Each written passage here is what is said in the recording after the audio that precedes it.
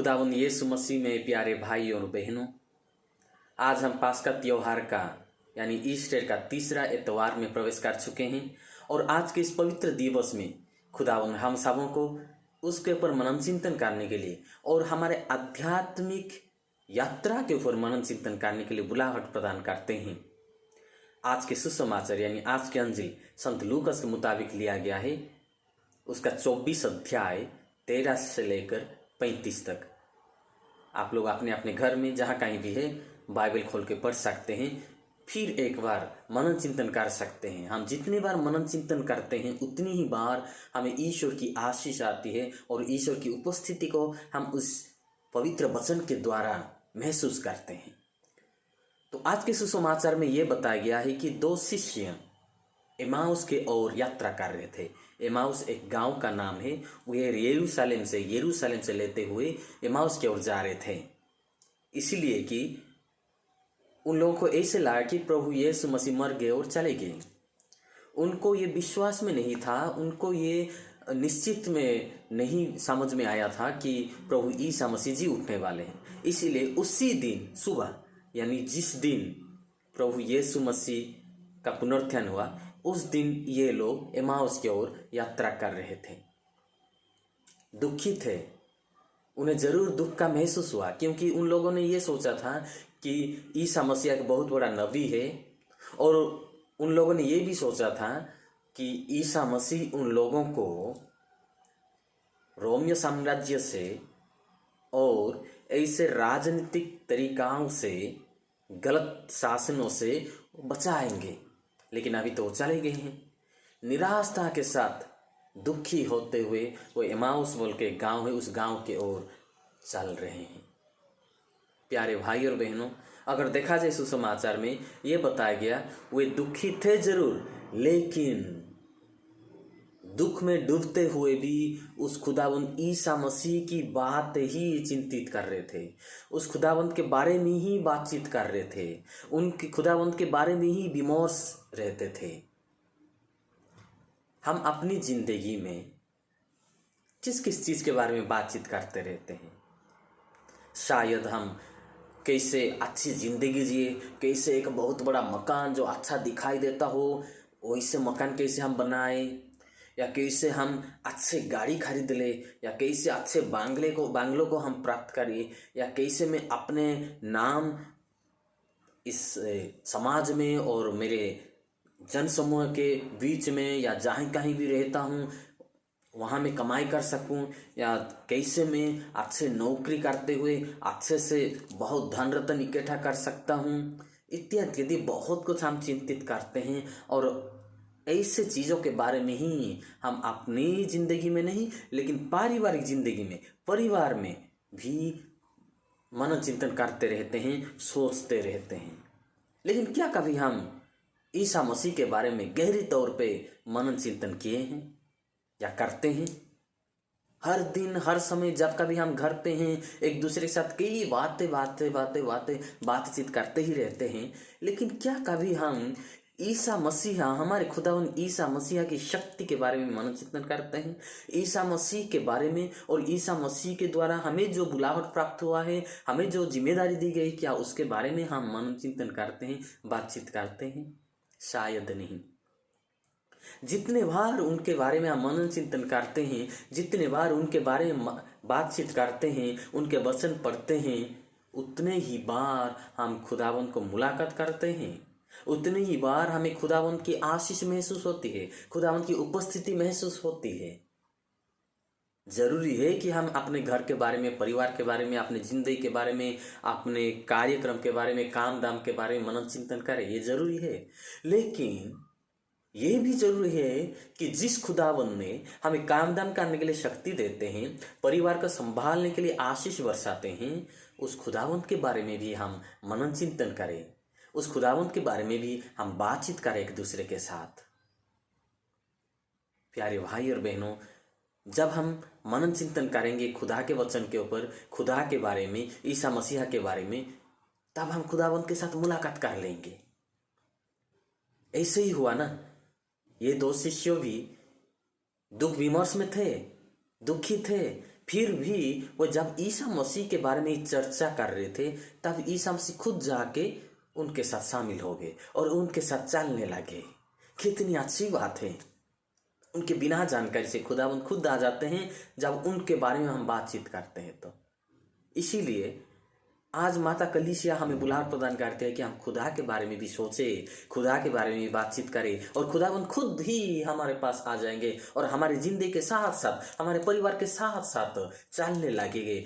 हम और खुदावंद मिलते हुए हम आगे बढ़ेंगे। जब हम खुदावंद को मिलेंगे, जब एक बार मुलाकात कर लेंगे, तब हमारी जिंदगी बदल जाएगी। वैसे ही हुआ। शिष्य लोग एमाउस की ओर जा रहे थे और डर मर के, यानी जब अंधेरा हो गया, तब वो उस गांव में रुकने की कोशिश कर रहे थे, एक गांव में एमाउस पहुंचने से पहले। लेकिन जब ईसा मसीह उनके साथ साथ चले गए और ईसा मसीह का दर्शन प्राप्त हुआ, ईसा मसीह के साथ मुलाकात कर लिए, ईसा मसीह को पहचान लिए, तब वे उसी रात बिना डरते हुए यरूशलेम के ओर दोबारा वापस चले जाते हैं ईसा मसीह के कार्य को आगे बढ़ाने के लिए। यही साहस मिल जाता है। प्रभु यीशु मसीह की उपस्थिति में यही शक्ति है। जब हम यीशु मसीह के साथ मुलाकात करते तो जिंदगी बदल जाती है। यहाँ 3 चीज होता है। पहला चीज, जब ईसा मसीह के साथ हम मुलाकात करते हैं, ये अनजान से हो सकता है। हमें बस उनके बारे में मनन चिंतन करना है। हमें पता नहीं किस वक्त में, कौन सी जगह में, किस घड़ी में ईसा मसीह के साथ हमारा मुलाकात हो जाएगा। दूसरी बात यह है, हमें पता नहीं कि निश्चितता के रूप में हम कहाँ रहेंगे। अनसेटलिंग, पहले अनएक्सपेक्टेड। पहला चीज क्या है? अनएक्सपेक्टेड। हम आशा नहीं कर सकते कि इसी घड़ी में, इसी जगह में हम मुलाकात कर सकते। नहीं, ईसा मसीह अपनी इच्छा से ही हमारे पास आ जाएंगे, मुलाकात हो जाएगा। दूसरी बात यह है अनिश्चितता। अनिश्चितता मतलब हम एक ही जगह में रह नहीं सकते। हमारी जिंदगी की परिस्थिति एक ही जगह में रह नहीं सकती। हमारी जिंदगी की परिस्थिति बदल जाएगी, बदलापन आ जाएगा जिंदगी में जब ईसा मसीह के साथ हमारा मुलाकात हो जाए तो। और तीसरा बात क्या है?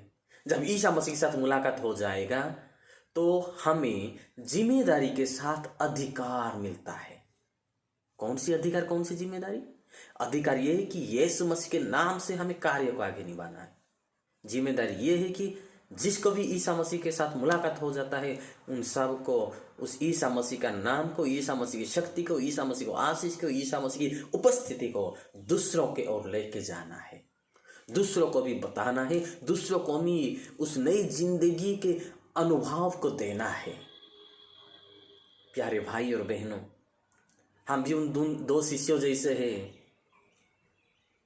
आशा चली गए, हम निराशा की जिंदगी में जी रहे हैं। कई लोग तो पारिवारिक में हो या अपनी व्यक्तिगत जिंदगी में परेशानियों में डूबे हुए हैं, और कई लोग तो अपनी पारिवारिक समस्या में डूबते हुए, जब शादीशुदा जिंदगी में सही समझावट नहीं रही, पारिवारिक जिंदगी टूट गई, शादीशुदा की जिंदगी टूट गई, तब भी वो दुखी है। वे भी उन 2 शिष्य जैसे हैं। और किसी भाई बहन को नौकरी नहीं मिली है, कोई भाई बहन तो रोग बीमार में पीड़ित है। और आज के दुनिया में, आज के विशेष करके इस परिस्थिति में हम देखते हैं कोरोना वायरस से हमारे बहुत सारे भाई बहन इस दुनिया में पीड़ित हैं। सब लोग निराशा की जिंदगी जी रहे हैं, अस्त व्यस्त की जिंदगी जी रहे हैं, विश्रामहीनता की जिंदगी जी रहे हैं, डरते मारते हुए जिंदगी जी रहे हैं, दुख तकलीफ की जिंदगी जी रहे हैं, समस्या में डूबे हुए हैं। उन 2 शिष्यों जैसे ही है। लेकिन हमें उन 2 शिष्यों जैसे ईसा मसीह के साथ मुलाकात करना है। हमें ईसा मसीह का मुलाकात चाहिए, ईसा मसीह के साथ चलना चाहिए। अगर चलना चाहिए तो ईसा मसीह के वचन के ऊपर मनन चिंतन करना है।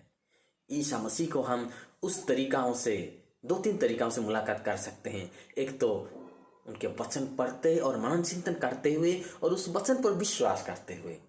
दूसरी बात यह है कि सैक्रामेंट के ऊपर विश्वास करते हुए, सैक्रामेंट के जरिए, विशेष करके एतराप यानी पास स्वीकार के सैक्रामेंट के जरिए, और मिसा बलिदान के जरिए, ब्रेकिंग ऑफ द ब्रेड, रोटी तोड़ते समय ही शिष्य लोग पहचान लिए ईसा मसीह को। हम भी इस रोटी तोड़ते समय पवित्र भोज महापरम प्रसाद के रूप में प्रभु यीशु मसीह को पहचानना है। जब हम प्रार्थना करते हैं, भजन स्तुति करते हैं, ईसा मसीह की ओर यात्रा करते हैं, हम भी उस एमाउस के ओर वास्तविक में आध्यात्मिक तौर पर यात्रा कर रहे हैं और हमें भी रास्ता में प्रभु यीशु मसीह के साथ मुलाकात करना है। हर दिन हर पल याद रखिए, खुदावंद ईसा मसीह हम सबों के साथ यात्रा कर रहे हैं, हमारी जिंदगी साथ साथ चल रहे हैं, लेकिन हम किस ना किस तरीका से ईसा मसीह को नहीं पहचान सकते हैं। किस ना किस तरीका से हमारे परिवार में हो या अपनी जिंदगी में, हमारे दिल दिमाग में रुकावट है। हम उस रुकावट को दूर करना है और एक बार ईसा मसीह के साथ मुलाकात करेंगे, एक बार ईसा मसीह को पहचानेंगे तो सारे रुकावट खत्म हो जाएगी। रुकावट हमारे लिए रुकावट नहीं बनेगी, हमारे लिए एक नया रास्ता बन जाएगा और हम अपनी नई जिंदगी जीते हुए प्रभु यीशु मसीह की बढ़ाई कर सकते हैं, प्रभु यीशु मसीह की महिमा गा सकते हैं और दूसरों को भी वो जिंदगी दे सकते हैं। तो आइए प्यारे भाई और बहनों, आज के इस पवित्र दिन में पवित्र वचन के ऊपर जब मनन चिंतन करते हैं, हम प्रार्थना करें कि हम कितने भी मुसीबतें में गिरे ना क्यों, हम कितने भी परेशानियों में डूबे ना क्यों, हम कितने भी निराशजनक हो ना क्यों, फिर भी हम खुदाबंद को ना छोड़े। ईसा मसीह हम सबों को आशीष प्रदान करें, शक्ति प्रदान करें, ताकि हम सारे ईसा मसीह के ऊपर विश्वास करते रहें, ईसा मसीह के साथ मुलाकात करते हुए, शक्ति को हासिल करते हुए, आशीष प्राप्त करते हुए दूसरों के साथ उस आशीष को बांटने के लिए भी आगे बढ़े। We are commissioned to spread his holy name. खुदावन हम सबों को आशीर्वाद प्रदान करें। आमीन।